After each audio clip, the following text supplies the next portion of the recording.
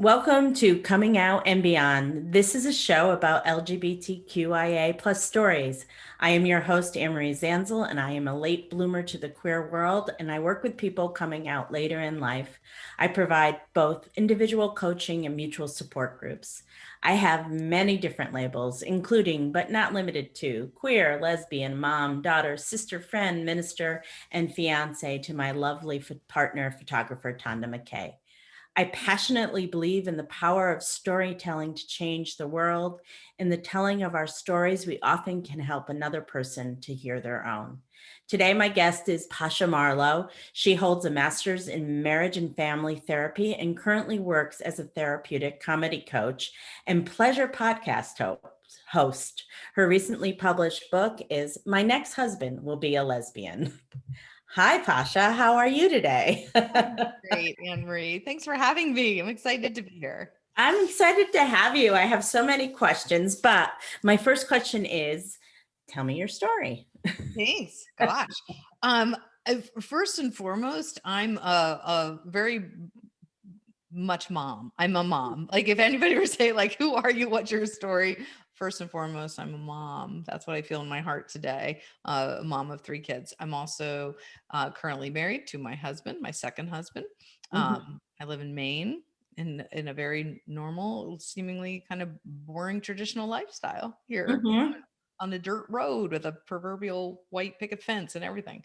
Mhm. And um, I feel like I've been more expansive in my thoughts in the last, well, probably 10 years, but really in the last 2 years, feeling like my truth about my sexuality was not fully revealed in my marriage, and it expanded beyond my marriage and what my marriage would the constructs of my marriage. And so I did come out as bisexual a couple years ago, more Mhm. openly and publicly a year ago.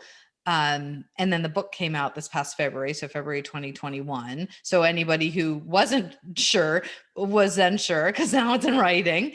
And it was a coming out story, but Mhm. also a story of um a paradox, wanting to be in my marriage, wanting to stay living and married to my husband while parenting our youngest son, and expressing all of my sexual beliefs and sexual desires within my heteronormative looking relationship.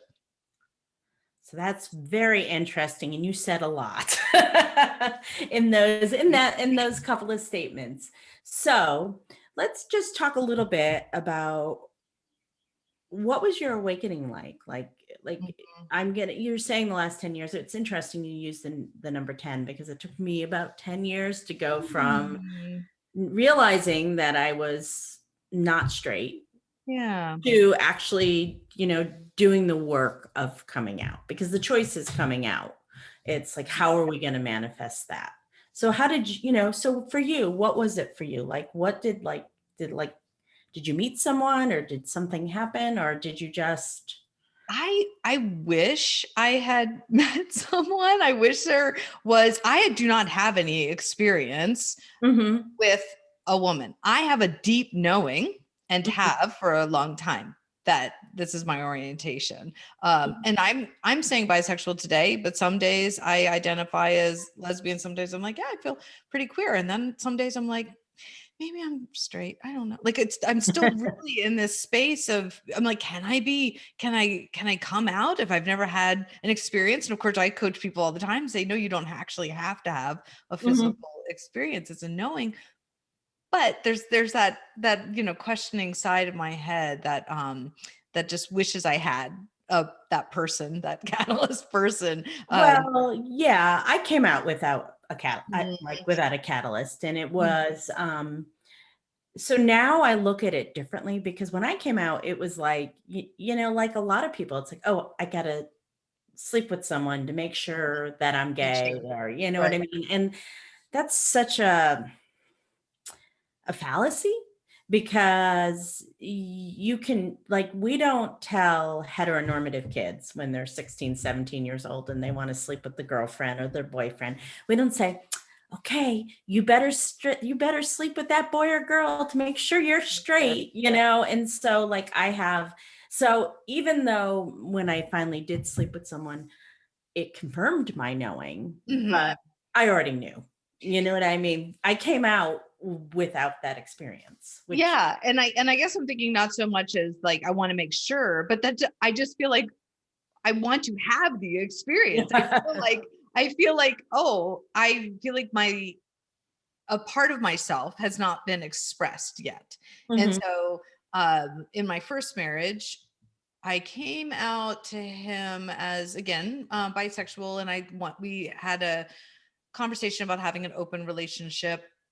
We kind of stumbled into a swinging type party one night, and that actually evolved into me having a connection with another man, and this was at the mhm, end of my marriage. And I was like, well, that's surprising. I thought for sure I would welcome the opportunity to be with a woman, but it wasn't who I was connecting with on any emotional or spiritual level. And so that confused me for a while, because I mhm, thought, oh well, if I had the opportunity, I didn't take myself up on it, then maybe that means something. But now I'm realizing it, just as you're saying, it's just that person was not attractive to me physically or mhm, emotionally. um then I think the coming out became more like a restlessness inside of me, a feeling that I was not telling the truth to myself, a feeling of needing to hide my and verbalize my desires during intimacy with my current husband. I felt like my head was in a whole different fantasy space than what my mouth and my body were saying. Like I mhm, was not fully telling the truth.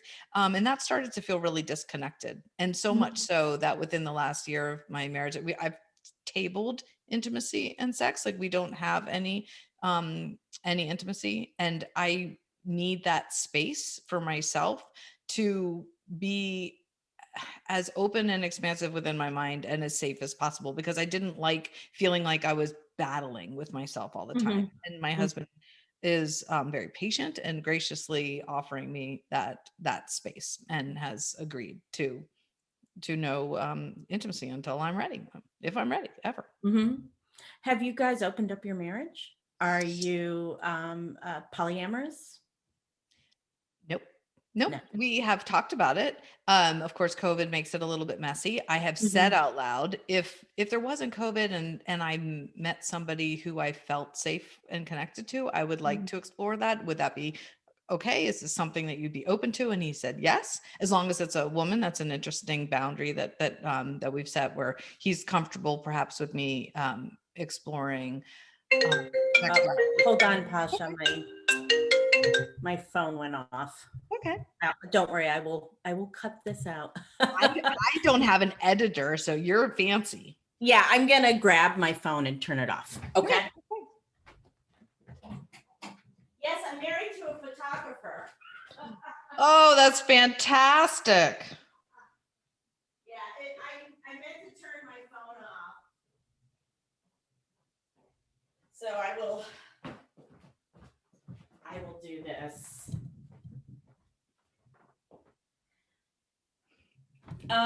I remember where we were. Okay, good.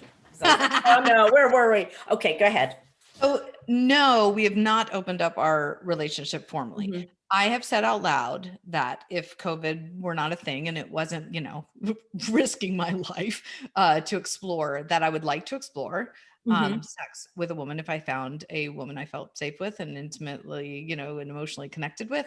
And our boundary is, if that opportunity comes, he would be open to it, and we'd have to, talk about it again, and with mhm, consent mhm, and conversation. So that was about a year ago.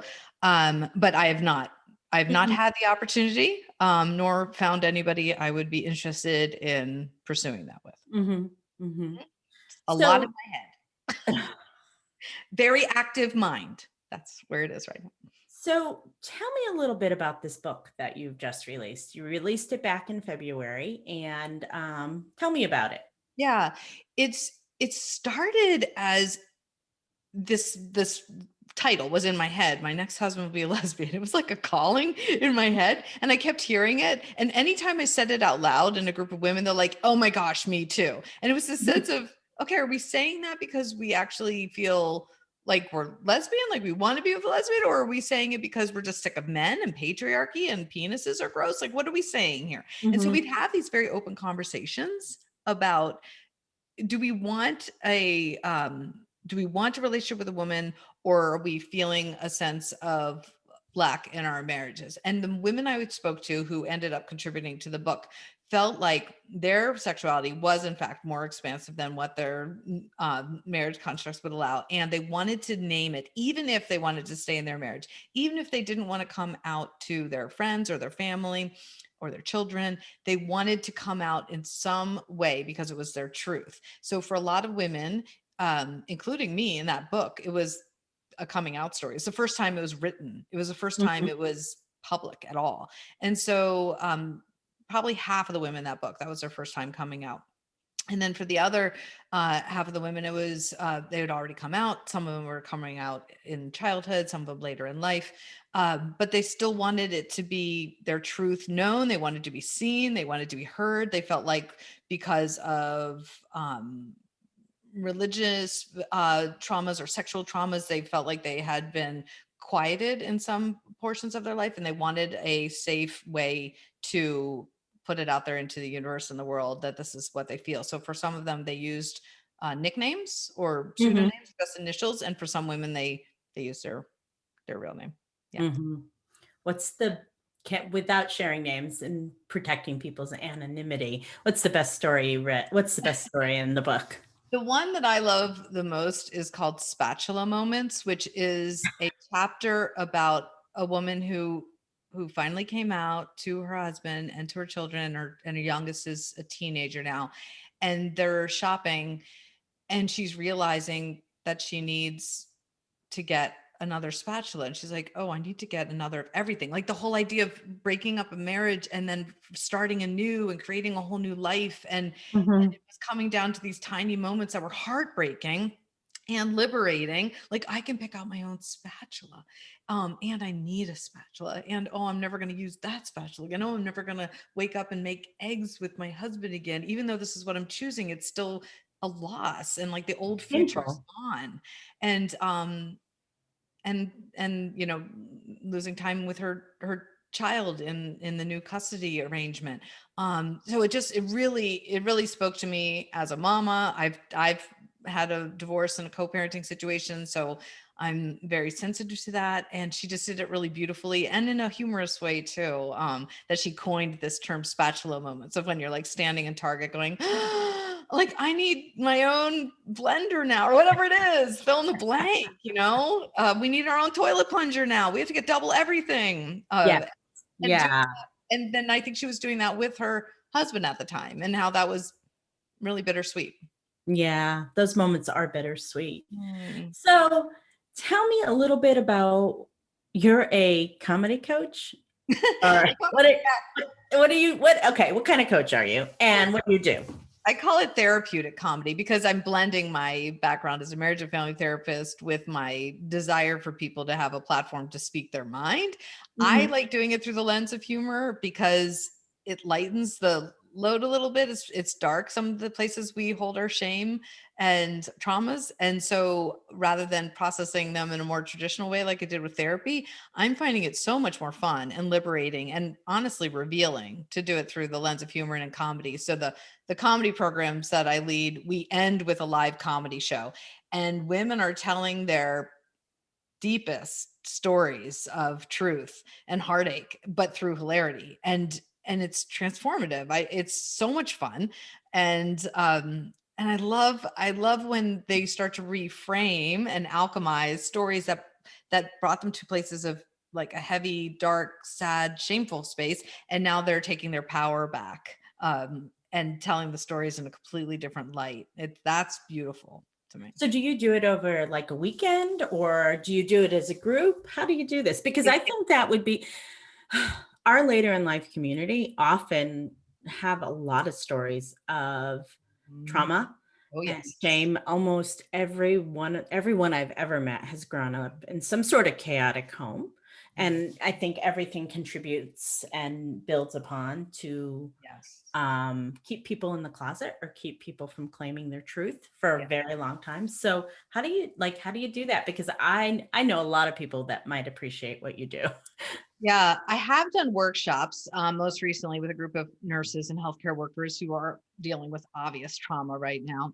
And that's more in like a 3 or 4 hour workshop. But the Mhm. Roar with Laughter program I do is over 8 weeks because there's a lot of processing and a lot of breaking down of old stories. And so we move from rupture to rapture over these 8 weeks, and we learn to rewrite our stories. And then I also teach comedic writing and technique. We do improv games. We have a whole week or two devoted to pleasure where I'll use the word vulva just because it's more universal. Like our vulva, what would our vulva say to us? And like write a poem or a song or a rap or something like a comedic routine of like from the perspective of our vulva. What does she have to tell us? What does she want to teach us? So we have a whole week about that. So there's a lot of reclamation of our power and our desire.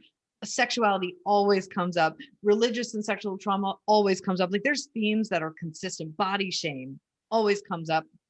And Mhm. so the end result 8 weeks later, typically in this, is a comedy show that's bringing people to laughter and tears. And it's this I'm sort of beautiful. thinking of the vagina monologues. Exactly. Yes. Yeah. Eve Yeah. Ensler's Vagina Monologues meets like Menopause the musical because it's heavy material, but then it's done in a more lighthearted way through the improv games and then the about 3 to 4 minute routines, which doesn't sound like a lot, but when you're out there by yourself telling your story, it's liberating. So I'm so intrigued by this. Do you do this online or do you do it um or Yeah, do you do it in person? live. I had reserved a theater in February 2020. So that automatically went to season 2 on, and now we're entering season 8 online. Zoom comedy show. So your people meet for 8 weeks on Zoom and get Yes. that is amazing. I would love for you to I as many people know, I have a secret group on Facebook. I would love for you to offer for that because I think that would be a wonderful and really, really healing, Yes. for Yeah. people. And there's I think it's a great way to approach it. I really do. I think it was season 4. It was all LGBTQIA. It was like the only people who were allowed in the program that season. And the stories of, as you just mentioned, like never have I talked to somebody who didn't have a really hard road to get to the place if they're coming out. But then they did it through song and puppetry and hilarity. And it was so beautiful. It was so beautiful. And then one woman sang, instead of Amazing Grace, she sang Amazing Gaze, and she Mhm. changed all the lyrics. And I get goosebumps thinking about her because now that's her song. Like that's, you mentioned what's her coming out song, like that's her theme song. And so she took a song that didn't necessarily have a lot of sense of freedom and liberation to it in her childhood, and now she's reframed it, which is just one of many examples of how you can do that. And now that's her like coming out, like look at me song. So do you have these online? Can you people watch them? I made montages of each season. I don't have the full show available to public because the sensitivity and confidentiality Nature. Yeah. issues. And so the shows are by invitation or private. Like you could say, I want to come to the show, and I'm going to be happily giving a link to anybody who's listening to this. But we don't want, let's say, for instance, our moms maybe, or our bosses or our ex-husbands to stumble across the show because they're the punchline. Like we need the space to make fun of them if it might help. If it helps, If right. it helps, if it serves us. And we don't do self-deprecating humor, and we're not bullying or roasting anybody. But sometimes we do take our power back, and our abusers are often in the routine, I right? but Yeah. we don't want them to just show up at the show. So I can get you the video, no problem, to you or anybody in your group who wants it. Yeah, because I think that's really, really extremely helpful to tell. Like, so I've been doing support groups for a long time, and to be able to get to the part of being able to talk about shame, the group has to be together for Yes. weeks. They Yes. have to know each other and they have to trust each other. And so it takes a really long time. And I do think I listen to the Moth all the time. I love So, it. the Moth is a storytelling hour and on PBS or Yeah. excuse me, NPR. NPR. And you can get it as podcast. And some of those stories are so vulnerable and so brave and like trauma all over it, but also hilarious. So like telling those stories in a comedic way, I'm sure it reframes it. It completely does. And our show is far more like the Moth than a stand-up routine. Like stand-up routine is like set up, punchline. But this is far more comedic storytelling, much like you would see on the Moth. Because we need to say more than just you know, one-liner. Mhm. It's really often it's telling a story and then the tension. Did you ever see the Hannah Gatsby Netflix Mhm, special? Yeah. mhm. Yeah. It's similar. You know, she purposely builds tension because it's necessary, because there's heartache there and trauma, and then she releases it through a joke. So it's more like that, and that's the Mhm. style that most people have turned to in the group. Mhm. So that's fascinating. You do a lot of cool things. How about your podcast? Tell me about that. I love podcasting. It's called Let Pleasure Be the Measure. And my guests are either talking about sexuality, including polyamory and threesomes and how to find the unicorn and really saucy, juicy topics, which are super fun. But I also have this side of me that's ADHD and really intrigued with play and how we can reframe our mind through the lens of humor and play. And Mhm, then the third theme, I know it sounds very scattered, but to me, it's all under the lens of pleasure because whatever lights me up. But I'm also parenting a chronically ill child, and that's a huge theme in my life. And how to bring pleasure into the days that are really hard. Um, Whether you have an illness or caring for somebody with an illness, or you have fear or trauma, like there's days that are just really hard to get through. So sprinkling the pleasure into those days is life-saving. And so that's a lot of what I talk about in the mhm, podcast too. mhm. Mhm.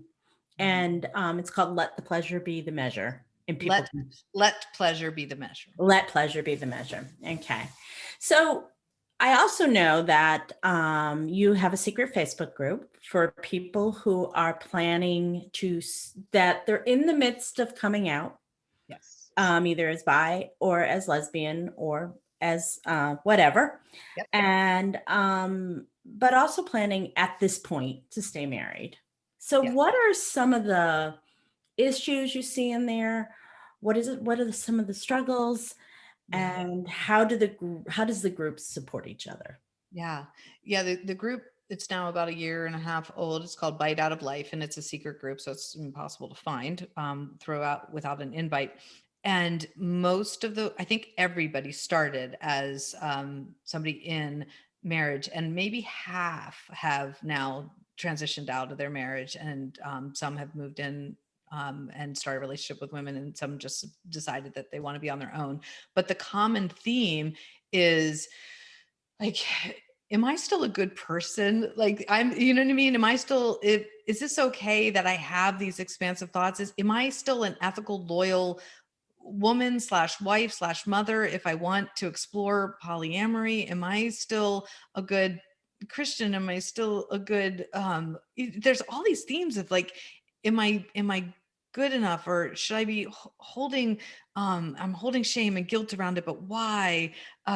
This comes up a lot, and it's an interesting space to hold. But like you said, it's all now this small group, safe and empathetic Mhm, space of these mhm, about 100 women now, who really have a lot to say, and they think a lot more than they say out loud, and they want a space where they can safely express it. So sometimes people are just posting like, I had a dream last night, I just want to tell somebody about it. mhm, Like, I'm never going to tell anybody else in my life. But and then they're like, is this okay? And then there's people saying, I'm think I'm going to have a conversation with my husband finally. What words do I use? Like, how do I even approach him with this idea of my sexuality? How do I tell my 4-year-old, and how is that going to be different than talking to my 14-year-old? And so a lot of navigating conversation starters, Mhm. that comes up a lot.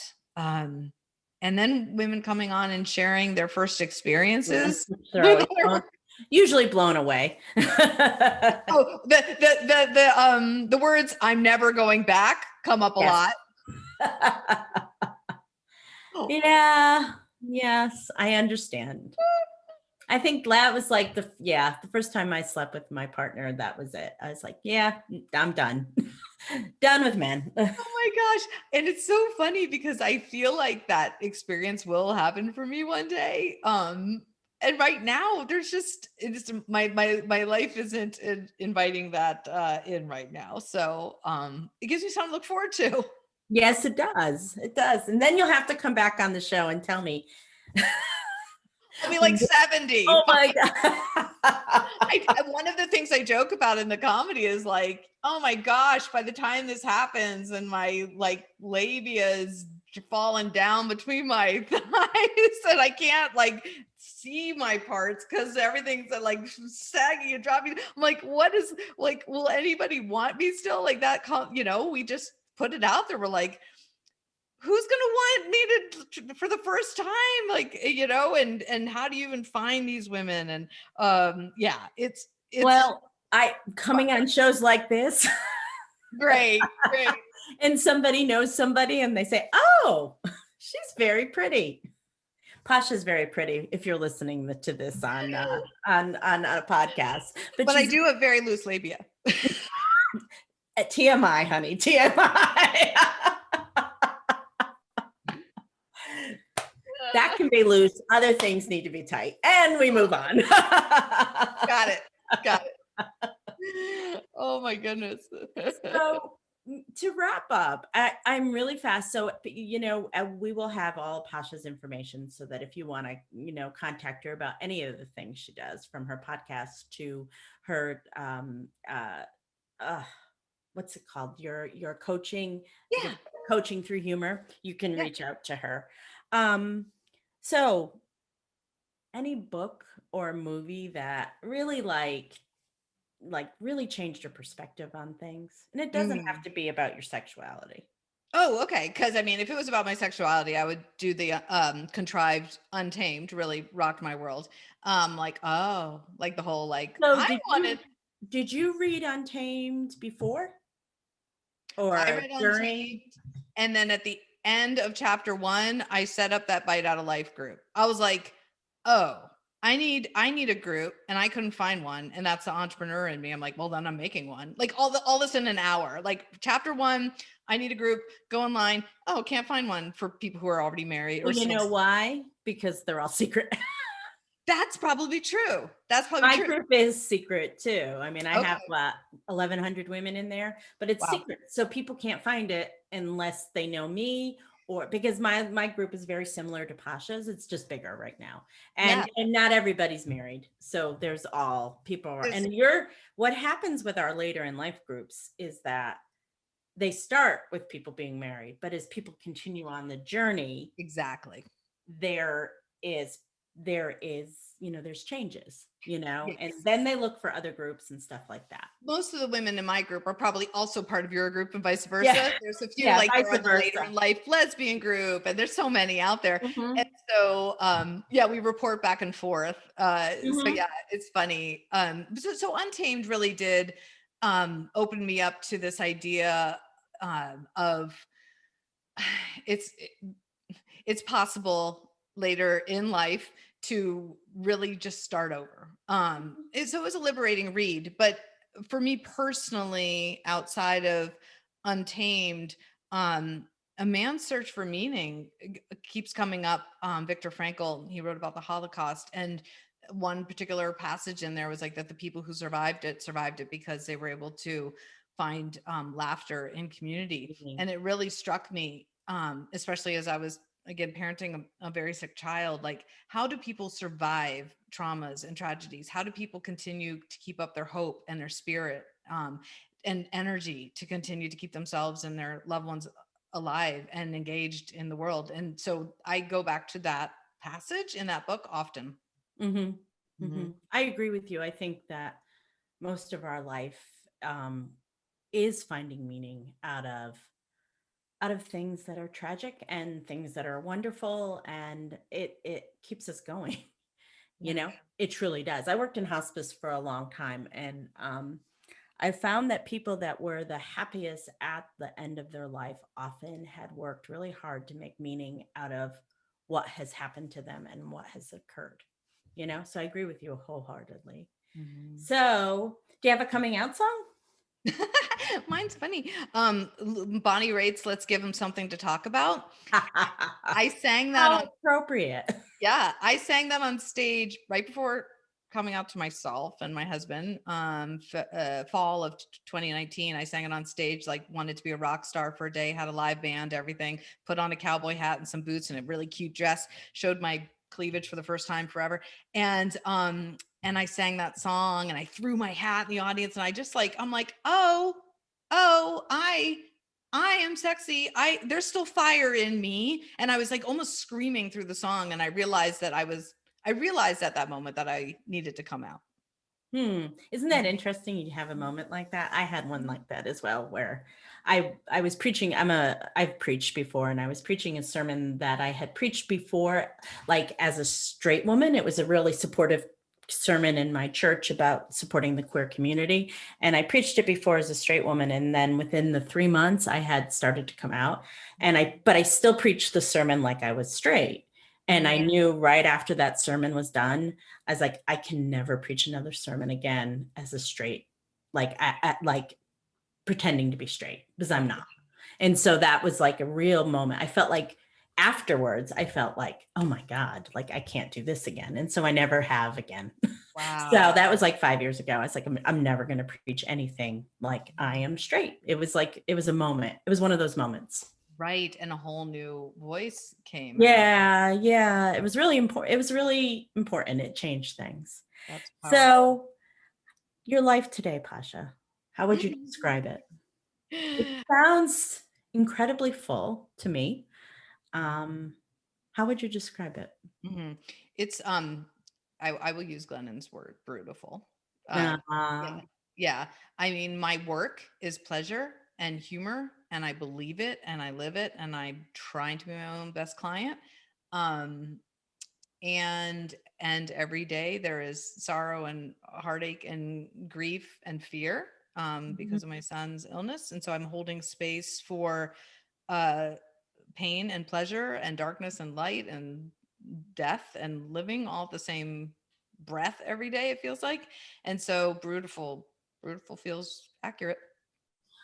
you know, I always talk about this journey, and I'm talking about coming out, and I can only imagine caring for a chronically ill child. It's holding opposites. It's holding two things that are exactly opposite. Like for me, my coming out journey was holding grief and joy at the same time. Yes. And how do you hold both? You know, so That is the work. That's the work I do every day. In the book, I think I said I don't even identify. Some days it doesn't feel enough to say bisexual, queer, lesbian, or straight, whatever I'm feeling at that moment. It's like I'm a paradox. Like I'm sitting here, like holding my kid's hair while he vomits while I'm thinking about my sexuality. Like, what is that? How can you do that in the same breath, you know? And yet that's me. I am full of abundance and desire and heartache all at once, right? And so mama bear and like sexy person in cowboy hat are the same. I know that's pretty amazing. Pasha, I want to thank you so much for sharing your story with me today and spending some time with me. You're delightful, and it's been wonderful to talk to you. And I can't wait to see where all of this takes you, because I think it's going to take you far. Thank you. I will report back to you with Okay. any exciting news. Well, I could make a very inappropriate joke now, but I will not. Oh, I'm thinking of Benny. I'm thinking of Benny. All righty. Thank you.